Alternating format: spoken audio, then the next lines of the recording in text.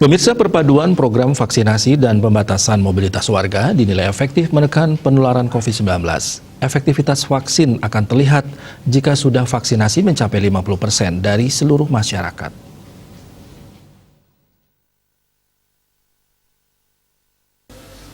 Pakar virus atau virolog KD Mahardika menyatakan vaksinasi di Bali dan di Indonesia pada umumnya perlu dipercepat.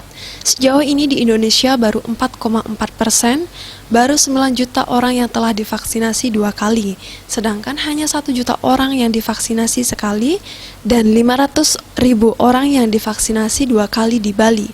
Apabila vaksin efektif sudah jelas terlihat seperti kondisi di Inggris dan Amerika Serikat.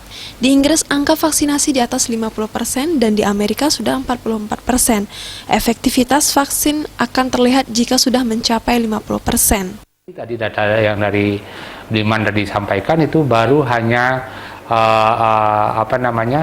juta orang yang divaksinasi sekali dan kemudian hanya 400.000 orang yang divaksinasi sudah 2 kali. Ini baru hanya 10%. Bahwa vaksin itu efektif sudah jelas sekali kelihatan di Inggris sama di Amerika Serikat. Di sana angka vaksinasi di Inggris itu di atas 50%, sedangkan di Amerika sampai tadi pagi saya baca itu sudah 44%.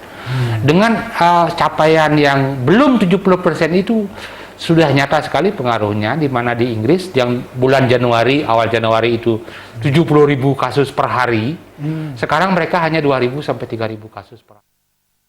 Keamanan vaksin pun sudah melalui uji klinis tahap 1, 2, 3, dan 4. Bahkan ketika beredar pun tetap dipantau. Apabila terjadi gejala KIPI pasti akan dievaluasi.